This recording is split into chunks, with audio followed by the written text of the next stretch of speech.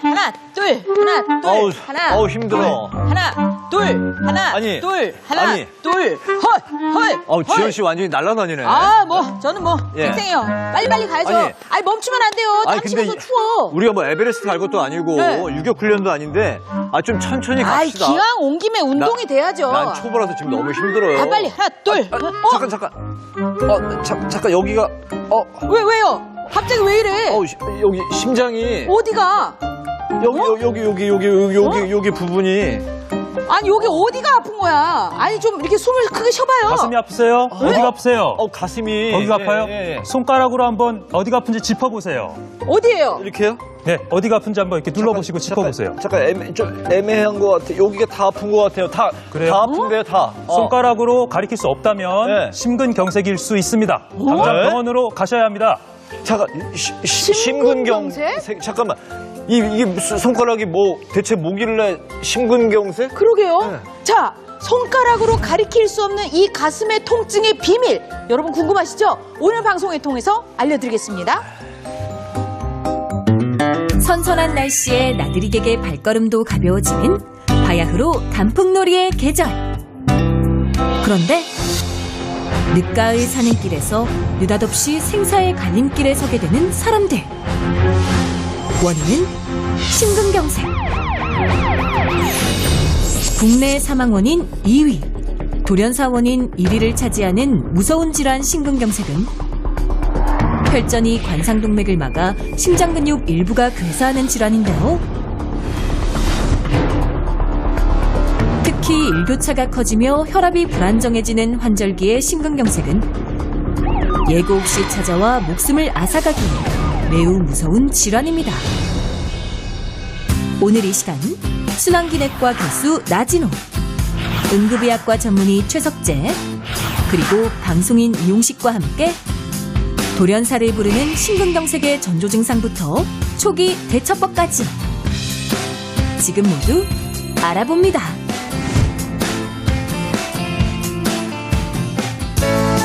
일단 해보면 똑똑해지고 일단 해보면 건강해지는 찬란한 중년을 위한 새로운 라이프 스타일 제안. 일단 해봐요. 생방송 오후 1시.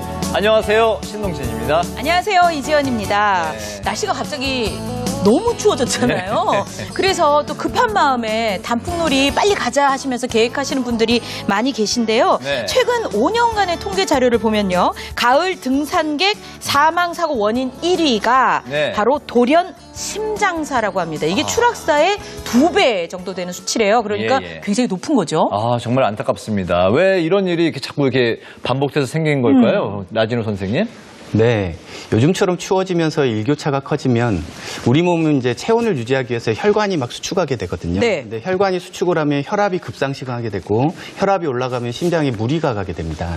근데 이럴 때 이제 심장이 건강하신 분들에게야 뭐 큰 지장이 없겠지만 이미 협심증이나 심부전증 등을 앓고 있는 경우에서는 갑작스러운 심정지가 일어날 수가 있습니다.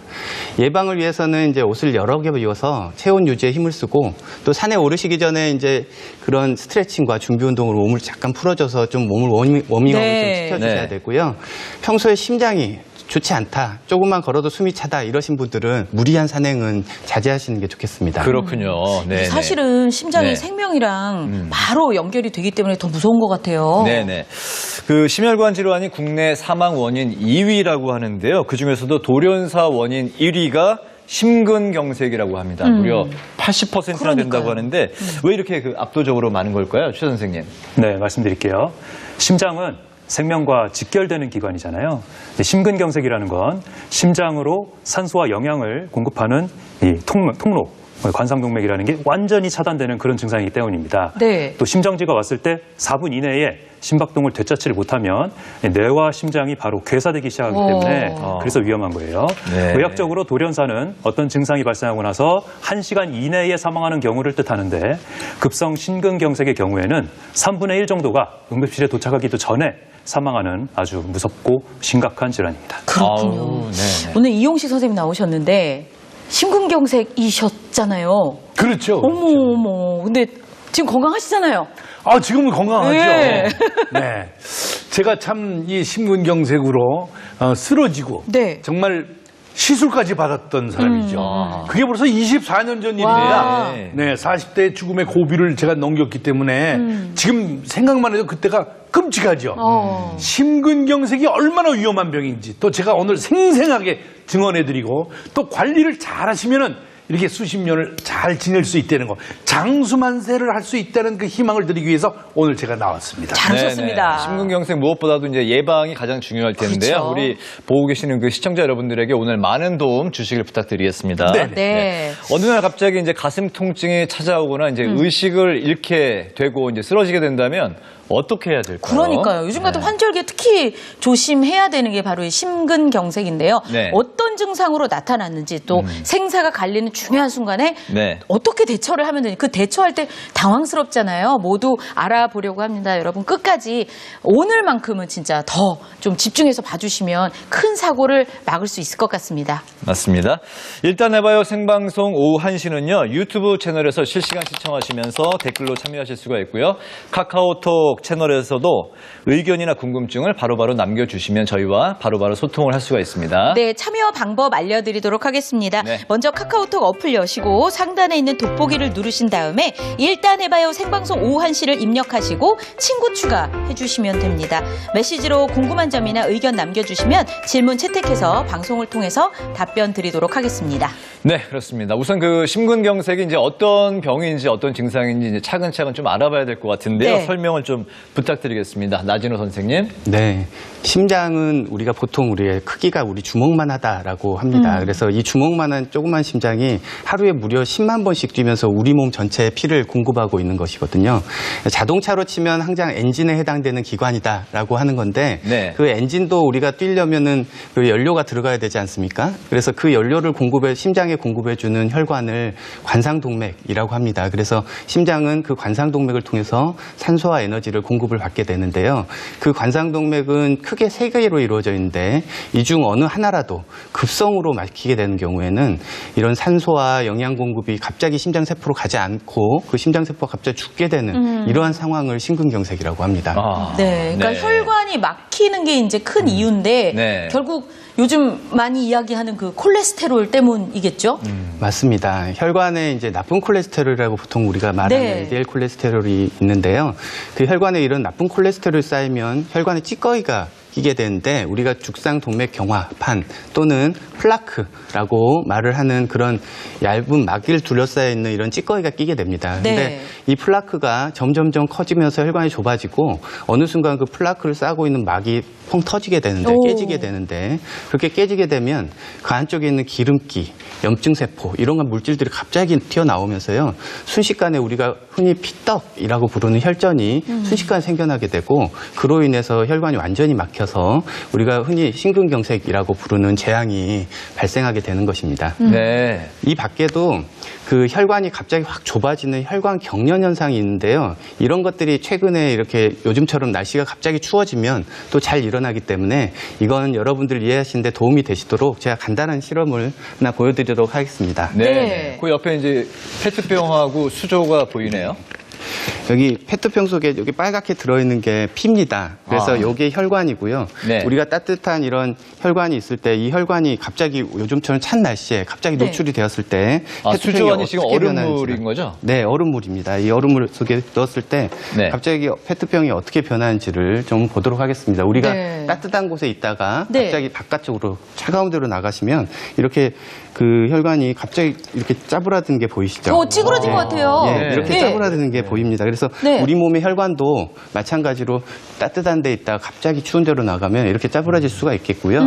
그리고 그 특히나 이런 혈관 속에 병이 있으신 분들, 이미 네. 혈관이 많이 좁아져 있는 분들은 이렇게 조금만이라도 좁아지면 그게 또 치명적일 수 있거든요. 아. 그래서 그걸로 인해서 이런 심근경색증이 더 발생을 잘하기도 합니다. 네, 그러니까 그렇군요. 이게 네. 그냥 그 건강한 혈관이어도 이 통로가 좁아질 수 있는데 좁아져 있는 분이라면은 그게 더 좁아져서 막힐 수도 있다는 맞습니다. 그렇게 이해하는 게 맞죠? 예, 그게 더 그 위험한 상황이라고 할 수가 네. 있겠죠. 네, 네. 선생님 예, 제자리 알겠습니다. 돌아와 주시고요. 갑자기 추운 날씨에 착 수축을 하네요. 조심을 해야 되겠습니다.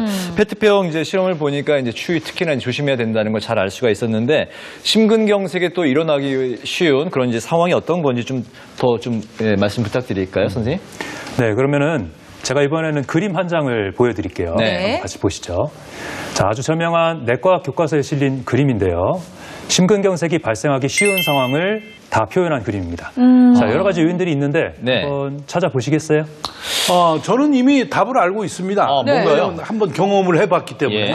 그래서 두 MC가 정답을 한번 맞춰보시죠. 일단 방금 뭐 추위 얘기했으니까 엄청 추워 보여요. 네, 한겨울인 것 같고 네. 따뜻한 데 있다가 갑자기 추운 데로 나왔다. 뭐 하나 알겠어요. 뭐예요? 약간 몸집이 있으신 것 같아요. 저분이. 평소에 약간 비만 그림에 비만? 예, 약간 모르겠어요. 또 두꺼운 옷을 입은 그림이라서 그런가? 예. 레스토랑이니까 안에 정말 뭐 따뜻한 데에서 갑자기 추운 데로 나오신 것 같고. 레스토랑에서 나오셨으면 혹시 술을 한잔 하셨나? 알코올. 모르겠네. 예. 뭐 그런 게 답 아닐까요? 네. 매우 잘 짚어내셨는데요. 아, 그래요? 네, 하나씩 한번 다시 한번 짚어볼게요. 네. 일단 그 그림에 계신 중장년 남성이 연세가 나이 중장년. 네, 중장년. 두 번째, 아주 따뜻한 실내 레스토랑에서 밖으로 나오면서 갑자기 추위에 노출된 상황이고요. 네. 그다음 세 번째, 무거운 가방을 들고 지금 계단을 오르고 있는 신체 활동을 하고 있죠. 이런 무리한 신체 활동을 하자마자 가슴을 움켜잡고 있지 않습니까? 그렇죠. 네. 가슴에 통증이 느껴진다. 이런 것들이 합쳐졌을 때 심근경색 가능성이 올라갑니다. 그러니까 연세가 좀 있으신 분이 안에 따뜻한 데 있다가 이제 예. 바깥에 급격히 이제 추위에 노출이 됐고, 그리고 이제 무거운 가방을 드는 게 이제 무리한 신체 활동이 이렇게 되는. 압이 올라가니까. 압이 올라가면서 이런 조건이 합쳐지면서 이제 심근경색이 왔다는 그런 얘기군요, 선생님. 네, 맞습니다. 근데 물론 단순히 이 조건들만 있다고 무조건 심근경색이 온다는 건 아니고요. 네. 이런 특별히 심근경색이 올 만한 위험 인자를 많이 가지고 있는 사람들이 이런 상황에 노출이 되면 그때가 위험한 때다라고 말씀을 드릴 수가 있겠습니다. 그럼 그 위험인자가 있는 분들은 주로 어떤 분들이에요? 이제 여러분들도 다 아시겠지만 우리 고혈압, 혈관 질환을 일으킬 수 있는 그런 병들이죠. 고혈압이라든가 당뇨라든가 고지혈증, 그리고 뚱뚱하신 분들도 있잖아요. 또한 이제 심혈관 질환 가족력, 그러니까 자기 직계 가족 중에서 뭐 심장병이 있었거나 협심증이 있었거나 아니면 뇌졸중을 앓았던 이런 것도 있을 수가 있고요. 그리고 또 담배가 굉장히 해롭거든요. 담배를 피우거나 또 운동을 잘 안 하시거나 그리고 스트레스를 굉장히 받는 분들도 이런 조심을 하셔야 되겠습니다. 네. 이게 당뇨는 참 빠지는 게 없네요. 당뇨. 참 정말 무서운 그러니까요. 병인 것 같습니다. 이용식 선생님께서 심근경색으로 이제 한때 고생을 하셨는데 저 중에서 뭐 해당되는 게 어떤 게 있으셨을까요? 뭐 하나 빠진 게 없어요. 전부 해당되세요? 뭐 아주 꼭꼭 채웠습니다. 아이고. 예를 들면 이제 고혈압, 예. 고지혈증, 뭐 지금 현재로서는 이제 당뇨 전 단계라고 하지만 네. 거기서 가장 보면 딱 알 수 있는 비만, 그리고 또 가족력까지 다 있어요. 이런데 심근경색이 만약에 안 생겼다 그러면 그게 용하다 싶을 정도죠. 그렇죠. 아니 그럼 처음 딱 그 증상이 왔을 때라고 할까요? 처음 딱 알게 되셨을 때 그때 상황을 좀 여쭤보고 싶어요. 참 지금은 이렇게 참 웃으면서 얘기할 수 있지만 지금으로부터 26년 전에 어머니께서 이제 심장마비로 돌아가셨고 그 2년 뒤에는 아버지가 심근경색으로 돌아가셨어요. 가족력도 좀 있으셨죠? 네, 그리고 아버지 돌아가시고 정확하게 보름 있다가 제가 심근경색이 딱 온 거죠. 네, 가족력입니다. 아버님, 아까 가족력도 있으셨지만 아버님 돌아가시고 나서 좀 심리적으로 힘드시고 스트레스였어 온 게 아닐까요? 그거 딱 정답입니다. 제가 막내 아들이에요, 사연자 중에. 그래서 더욱더 슬펐고 어머니까지 돌아가시는데 아버지 돌아가시니까 마치 참 이제 혼자 남은 것 네. 같고 네. 또 아버지께서 또 어버이날 돌아가셨어요. 그래서 마음이 너무 아팠는데 그 아침에 이제 녹화를 하려고 이제 샤워를 하고 나왔는데 넥타이를 매다가 가슴에 이상한 느낌이 온 거예요. 이거 심상치 않다. 이럴 때 내가 생각난 게 빨리 응급실. 119 응급실이 생각났죠. 네. 그래서 바로 그냥 저는 이제 아버지, 어머니 생각이 딱 떠오르면서 심근경색이 왔구나라고 생각이 든 거죠.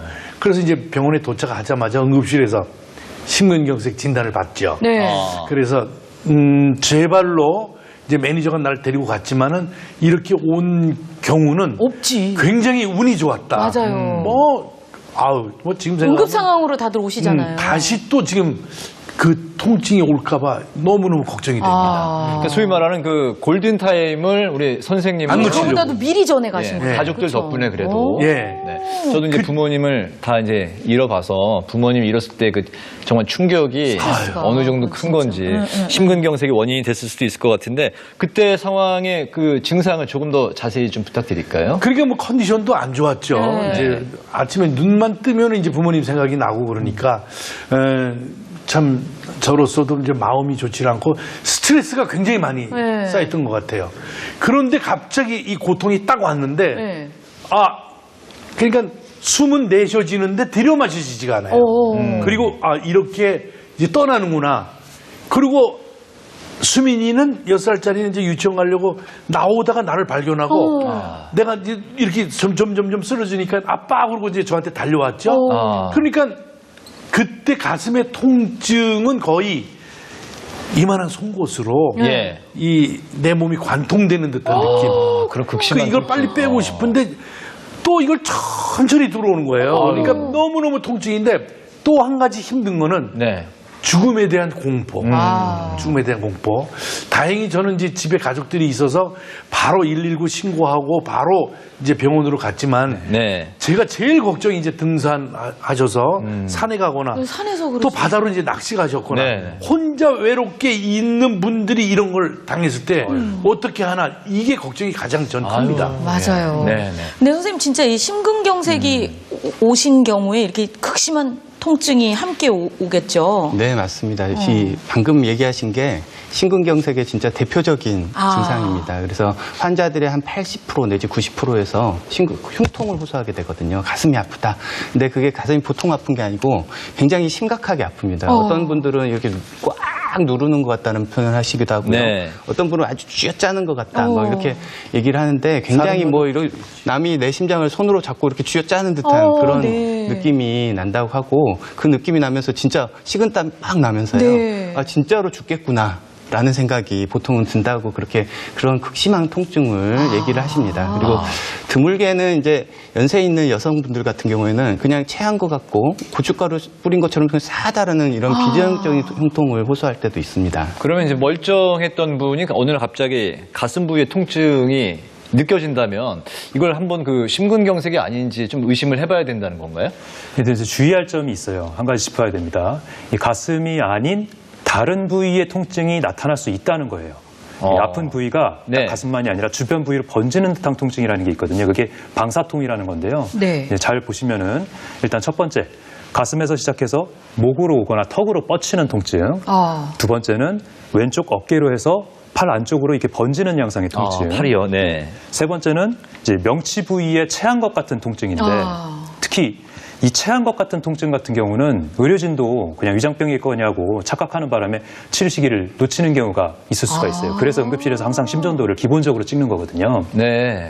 그래서 앞에 말씀드렸던 심근경색 위험군 있으신 분들은 항상 심질환 가능성을 염두를 해두시고 식사와 관계가 없는 명치 통증이 자주 발생한다 하면은 검사를 미리 받아보시는 거를 권유를 드립니다. 네. 그리고 마지막으로 또 통증이 없는 경우가 또 있어요. 그래요? 아니 그럼 통증이 없으면 그건 어떻게 해야 되나요? 그런 그러니까요. 경우가 많나요? 글쎄요, 통증이 없는 경우도 있습니다. 그래서 우리가 그 노인이라든가 당뇨 환자, 여성분들에게 가끔 나타날 수가 있는데요. 연세가 많은 분들한테는 그냥 숨찬 증상으로만 나타나기도 하고요. 특히나 당뇨 환자 같은 경우는 당뇨병성 신경병증이 오게 되면 신경이 굉장히 무뎌지게 되거든요. 그래서 통증을 느껴야 되는 상황에서 느끼질 못하는 경우가 있어서 심장에 심근경색이 와도 잘 느끼질 못하시는 그런 경우도 있습니다. 그리고 여성 같은 경우는 남성에 비해서 통증을 느끼는 강도가 조금 덜하다고 알려져 있는데 네. 그것 때문에 남성보다 훨씬 더 진단이 늦어지는 경우가 있고 또 그래서 예후가 더 나빠지는 경우도 있습니다. 그러니까 그것도 조심하셔야 되고요. 그리고 여성분들 같은 경우에 폐경 전에는 남성에 비해서 훨씬 더 심근경색 발병률이 낮지만 네. 일단 폐경이 되시면 거의 남성과 비등한 정도로 심근경색 발병률이 높아지거든요. 그래서 폐경 이후엔 또 많이 주의하셔야 됩니다. 그렇군요. 이 통증의 차이로 심근경색의 그 차이를 구별하기가 좀 쉽지는 않을 것 같은데, 근데 아까 저희가 이제 방송 이제 막 처음 시작할 때 손가락으로 아픈 부위를 정확하게 이제 짚어낼 수 짚을 수가 없다. 있으면 네. 심근경색이 아닐 수 있고, 그렇죠. 이제 이거를 이제 뭐 정확히 찾아내지 못하면 손가락으로 그렇죠. 이게 심근경색일 수 있다고 아까 이제 말씀하셨는데 네. 이 손가락이 어떤 역할을 하는 건가요? 자, 그리고 손가락의 비밀 제가 알려드릴게요. 네. 제 환자분들이 가슴이 아프다 해가지고 오시면 이 아픈 부위를 한번 손가락으로 정확하게 짚어보세요 이렇게 말씀을 드려봅니다. 그렇게 네. 해서 이게 여기저기 이렇게 눌러봐서 뭐 여기 근육이 아파요, 여기 갈비뼈 부분이 아파요. 정확하게 이게 짚으시면 그러면 이제 흉벽 통증의 가능성이 높다고 볼 수가 있는 그때는 거죠. 심근경색이 아닐 가능성이 심장이라기보다는. 높은 거죠. 네. 네, 그런데 심근경색의 경우에는 이 심장 안쪽에서 통증이 오는 거라 정확한 통증점을 명확하게 못 찾고 눌러도 아픈 데가 없고 손바닥으로 이렇게 하면서 여기 어딘가가 아파요. 내지는 이렇게 코끼리가 밟는 것 같아요. 막 이런 얘기를 하시기 때문에 그럴 때는 심근경색을 의심해 봐야 된다는 거죠. 근데 한 가지 더 짚어봐야 될 게 있습니다. 이 손바닥이 향하는 질환이 하나가 더 있다는 거죠. 그게 바로 협심증입니다. 근데 저는 이제 협심증. 네. 이 경험을 해봤잖아요, 심근경색을. 네. 근데 지금도 심근경색과 협심증을 구분을 못하겠어요. 뭐가 다른 거예요, 진짜? 네, 왜냐하면 협심증이라는 병이 심근경색하고 완전히 다른 병이 아니고요. 심근경색 전 단계라고 쉽게 생각하시면 되죠. 그래서 여기 모형을 좀 보시면 우리가 이런 경우에는 정상혈관이죠. 여기 안에 아무런 찌꺼기가 없고 네. 여기가 제가 아까 말씀드린 그 플라크가 지금 형성이 되고 있는 건데요. 조금 있어요. 예, 네. 플라크가 이렇게 점점 커지게 되면 처음보다 혈관 내경이 굉장히 좁아지죠. 안쪽 구멍이 작아졌네요. 예, 구멍이 작아지면 피가 충분히 못 가게 되면서 이때 통증이 나타날 수가 있습니다. 그래서 이거를 협심증이라 그러고요. 협심증일 때는 피가 충분히 통하기 때문에 아직 심장 근육에는 손상이 안 가 있는 상태인데 이 플라크가 아까 말씀드린 터지면서 이렇게 여기 있는 그 혈관의 내경이 완전히 막히게 되면 어떡해. 이제 피가 안 가면서 심장 근육이 죽기 시작하는데 네. 그걸 바로 심근경색이라고 얘기를 합니다. 그래서 이 협심증을 무시하고 그냥 쭉 가다 보면 언젠가는 심근경색이 올 수 있다라고 생각을 하시면 될 것 같아서 네, 협심증 협심증과- 단계에서 네. 치료하는 게 가장 좋은 방법이긴 합니다. 협심증 단계에서. 협심증과 심근경색 차이를 이제 말씀해 주셨는데 그렇다면 좀 증상으로 느꼈을 때의 그 차이로 좀 구분을 할 수 있을까요? 네, 방금 제가 잠깐 말씀을 드렸는데 이 혈관이 좁아져 있어서 피가 잘 안 가는 이런 협심증 단계에서는 조금 쉬면 심장이 안정이 되면서 한 3에서 5분 정도 지나다 보면 통증이 사라지는 경우가 많고요. 또 우리가 혀 밑에 넣는 니트로글리세린이라는 혈관 확장제를 사용을 하면 통증이 가라앉는 경우가 많습니다. 네. 네. 하지만 심근경색이 일단 오면 여기가 완전히 막혀서 밑에 근육들이 죽어가고 있는 단계이기 때문에 통증 자체가 한 20분 이상 굉장히 강하게 오게 되고요. 그럴 때 이제 니트로글리세린을 넣어도 효과가 없는 경우가 많습니다. 네. 협심증